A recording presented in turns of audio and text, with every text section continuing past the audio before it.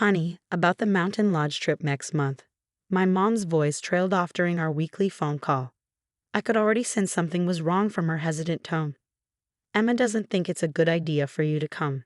She wants it to be more intimate. Emma, my younger sister. The one whose college tuition I'd helped pay. The same sister whose dream vacation I'd just funded by putting down a deposit on a luxury mountain lodge for our supposed family reunion. Intimate? I repeated, my voice steady despite the hurt building in my chest. Mom, I paid for the lodge. The whole thing. I know, sweetie, and we're so grateful. But Emma's bringing her new boyfriend, and she thinks having her boring older sister there might make things awkward. You understand, right? My name is Olivia Mitchell, and at 32, I'd just been uninvited from a family vacation I'd paid for. The irony wasn't lost on me. Besides, Mom continued, filling the silence, someone needs to watch the cats. You know how expensive pet sitters are these days. Of course, I was good enough to be their bank and pet sitter, but not good enough to be included in the family photos. I sat in my home office, staring at the confirmation email for the lodge booking. $8,000 for a week-long stay. Money I'd saved from my job as an environmental scientist, hoping to finally have that perfect family gathering we'd never managed to have growing up. My phone buzzed with a text from Emma. Mom told you, right? Don't take it personally, but Jake and I are trying to make a good impression on everyone. Your whole science nerd vibe doesn't really fit the aesthetic we're going for. Thanks for understanding. Jake, her boyfriend of 3 months. Apparently, he warranted an invitation more than I did. Another text, this time from Dad. Princess, you're always so responsible. We know we can count on you to hold down the fort. Emma needs this time to shine. Emma had always been the family star. The pretty one. The social butterfly. While I spent my weekends in science fairs and later in laboratories, she was winning beauty pageants and collecting Instagram followers. Our parents never missed her events, but somehow always had conflicts when it came to my achievements. I opened my laptop and pulled up my bank statement.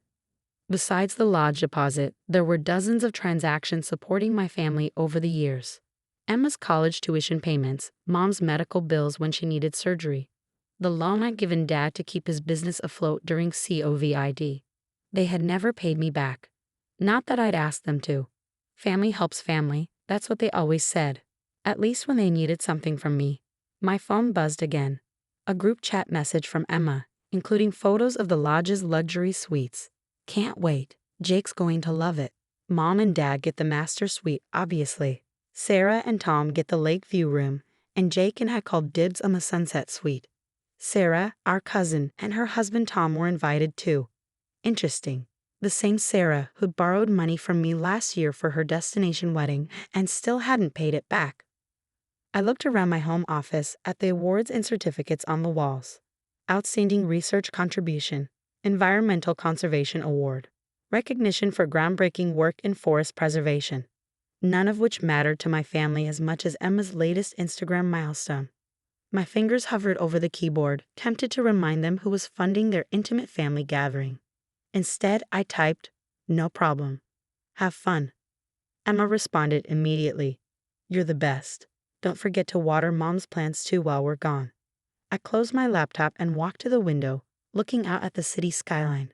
10 years of being the family ATM, the reliable one, the responsible one. 10 years of watching from the sidelines as they celebrated each other while treating me like an afterthought. The mountain lodge was supposed to be different. I planned everything. The hiking trails I wanted to show them, the local conservation project I was involved in, the sunset spots perfect for those family photos they loved so much. But as usual, Emma had other plans. And as usual, our parents fell in line with whatever she wanted. My phone buzzed one more time. Mom again. "We'll bring you back a souvenir. And don't forget, Rocky needs his medicine twice daily. You're such a blessing. Always helping out." A blessing, right? More like a convenient resource to be used and discarded. I walked to my desk and opened the bottom drawer, pulling out a folder labeled Property Documents. Inside was something my family didn't know about, something that would make their perfect mountain getaway a little less perfect. Maybe it was time they learned what happened when you take your blessing for granted. The week before their mountain getaway, I watched my family's excitement build through their group chat messages. Emma shared outfit plans for every day. Sarah posted about the spa treatments she'd booked using my lodge credit. And Mom kept tagging Jake in photos of the gourmet kitchen where she planned to host intimate family dinners. Not once did anyone question how strange it was to exclude the person who made it all possible. I spent that week making calls and sending emails, pieces of a plan falling into place like a perfectly solved puzzle. The lodge management was particularly interested in my documentation showing I was the sole payer for the reservation. Ms. Mitchell, the manager had said, as the booking holder, you have every right to modify the reservation details. Would you like to make any changes? I did several, in fact. The day they were supposed to leave, I received a flurry of messages. Emma sent selfies from their departure breakfast at Mom's house. Road trip time. Jake is so excited. Thanks again for pet sitting, sis. Sarah shared photos of her packed bags.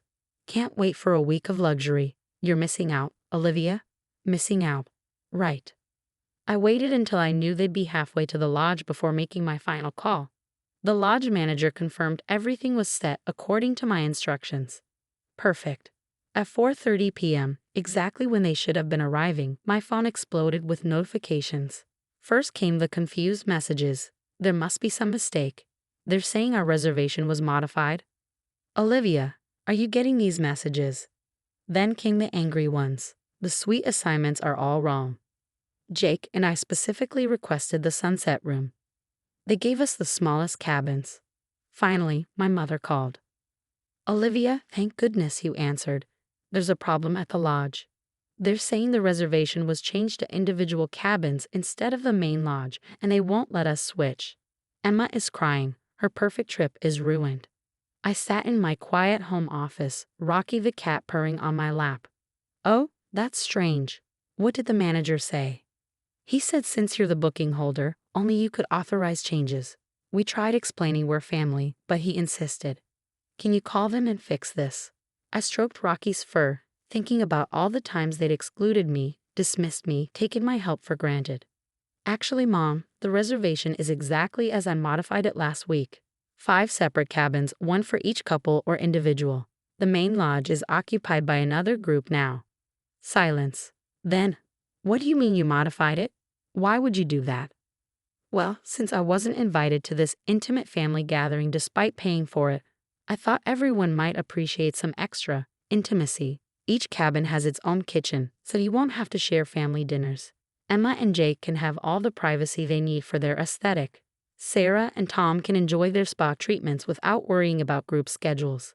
But that's not what we planned. Emma wanted everyone together. No, Mom. Emma wanted everyone she approved of together. There's a difference. My phone buzzed with a text from Emma. Way to ruin everything. Jake is so uncomfortable now. This isn't the luxury vacation I promised him. I replied in the group chat so everyone could see. The cabins are actually more expensive than the main lodge. Consider it my treat, an upgrade, if you will. After all, isn't that what family does? Help each other out. Sarah chimed in. This is petty, Olivia. We would have invited you if you weren't so. You. I smiled, attaching photos of the checks and transfer receipts from over the years. The college tuition payments, the medical bills, the wedding loans. Funny, I wasn't to me when you all needed money. The group chat went silent. Even Emma, usually quick with a defensive response, had nothing to say. Mom called again, her voice smaller now. Honey, we never meant to hurt you. We just. Emma thought.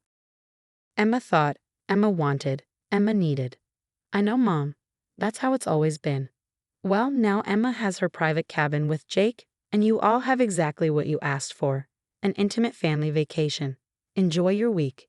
Don't forget to post lots of pictures. I hung up, turning my phone to silent as it lit up with more messages and calls. Rocky stretched in my lap, completely unaware of the family drama unfolding miles away. Walking to my window, I looked out at the city lights beginning to twinkle in the dusk. On my desk lay a brochure for a different mountain resort, one where I booked myself a private cabin for the following week. Sometimes the best family moments are the ones you create for yourself. My phone kept buzzing with unread messages, but for the first time in years, I felt no obligation to respond. They wanted intimacy. Well, they were about to get 7 days of it, just not quite the way they planned. 3 days into their intimate family vacation, the messages had evolved from anger to bargaining. Emma sent photos of her and Jake cramped in their cabin, complaining about the limited space. Sarah moaned about having to walk to the main lodge for meals instead of having family dinners in a gourmet kitchen. Mom tried guilt-tripping me with pictures of empty chairs at their cabin's small dining table. "Look how much space we have for one more person," she texted. "It's not too late to join us, honey." I was sitting in my backyard garden enjoying a peaceful evening with a glass of wine when Dad called. "Princess," he started, using his negotiator voice.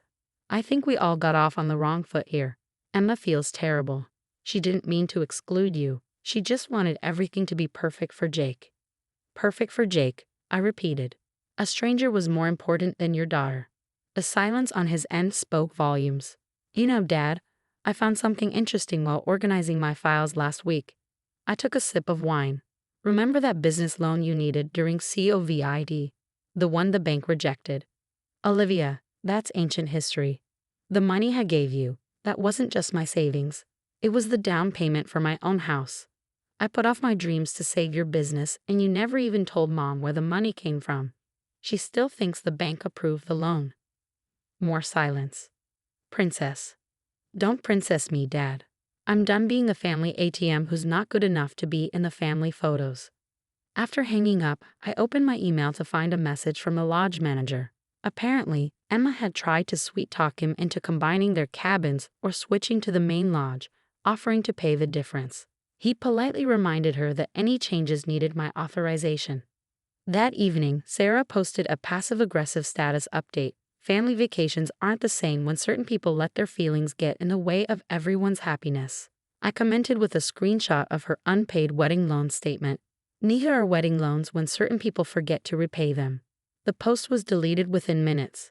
By day 5, something unexpected happened. Emma's perfect boyfriend Jake reached out to me directly. "Hey, I didn't know you paid for all this." Emma told me her parents were funding the trip. I feel awful about the situation. Actually, the separate cabins helped me see some things clearly, about Emma, about your family dynamic. "I'm heading home early. Thanks for inadvertently helping me dodge a bullet." I smiled, imagining Emma's reaction to her boyfriend leaving mid-vacation. Sure enough, an hour later, the group chat exploded with Emma's dramatic messages about Jake abandoning her and how it was all my fault. "Mom tried damage control. Maybe if we were all together in the main lodge, this wouldn't have happened." I replied, "Or maybe if you raised Emma to be less entitled and more appreciative, she wouldn't drive people away." On their last day, Dad made one final attempt to smooth things over. He sent a long message about family sticking together, about how they'd taken me for granted, about how they wanted to make things right. I responded by sending him the brochure for my upcoming solo trip. "I'll be here next week in a lovely cabin with a view of the sunrise. I'll be hiking, photographing wildlife, and working on my forest conservation project. I won't be checking my phone for emergency fund requests or pet sitting duties. For once, I'm putting myself first." The day they returned home, I was preparing for my own trip when Mom showed up at my door. She looked tired, defeated. "The cats missed you," she said weakly, holding out their carrier. "I'm sure they did. Just like you all miss my wallet when it's not available." She flinched. "We deserve that. All of it. Emma's been impossible since Jake left. Sarah's husband keeps asking about their loan. Your father, he finally told me about the COVID money." I took the cat carrier, setting it down gently. Rocky and Mittens meowed in greeting. "You know what hurts the most, Mom? Not the money, not even the exclusion. It's that none of you saw me, really saw me. My achievements, my passions, my worth beyond what I could give you." Tears welled in her eyes. "Can we fix this?" "Maybe, but not with grand gestures or family vacations. It starts with respect, with recognition, with treating me like a daughter, not a convenience." She nodded slowly. "Your father showed me the brochure. The conservation project sounds fascinating. I'd like to learn more about what you do." It was a small step, but perhaps a meaningful one. The next week, as I settled into my cabin, I posted a photo of the sunrise. No family drama, no forced poses, just the pure beauty of nature. Emma unfollowed me immediately. Sarah made a snippy comment about flaunting my solo trip. But Mom liked the photo and commented, "Beautiful view, honey. Tell me more about the forest conservation work you're doing there." Sometimes I realized the best family moments aren't the perfectly staged ones. They're the honest ones, even if they come after shaking up everyone's perfect plans. Rocky and Mittens curled up beside me as I watched the mountains turn golden in the morning light. For the first time in years, I felt truly at peace with my choices. Sometimes standing up for yourself means letting go of the role others had chosen for you, even if that role comes with the title of family.